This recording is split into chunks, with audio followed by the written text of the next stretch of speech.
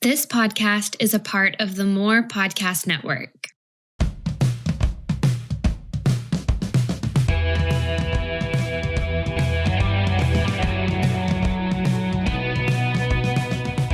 All right, and this kind of ties into that. Relationships or results, man. You're in the business world.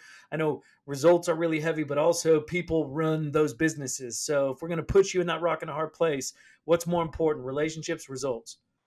Well, it depends. Are you committed to short-term gain and long-term pain, or are you committed to long-term gain and short-term pain? So there's an axiom in there which goes, relationship is what produces the results I have. Now, when I say results, it's not just like sales. Let's say we're talking sales. It's not just how many sales the team's made, but it's the long-term relationship that we have with both our clients and ourselves.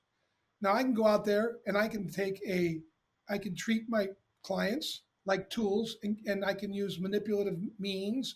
I can use, guilt and shame, etc. And I'm going to make sales initially short-term gain, but in the long term, I'm going to have to work much harder, and I'm going to burn what would normally be a long tail, what would normally build, a reference base, right? So I'm going to constantly be starting over.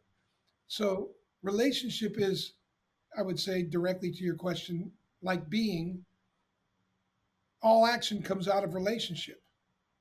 So what relationship am I generating, and what kind of action is it producing, right? So, we've all been treated well by a salesperson who says, look, I don't think this is for you right now.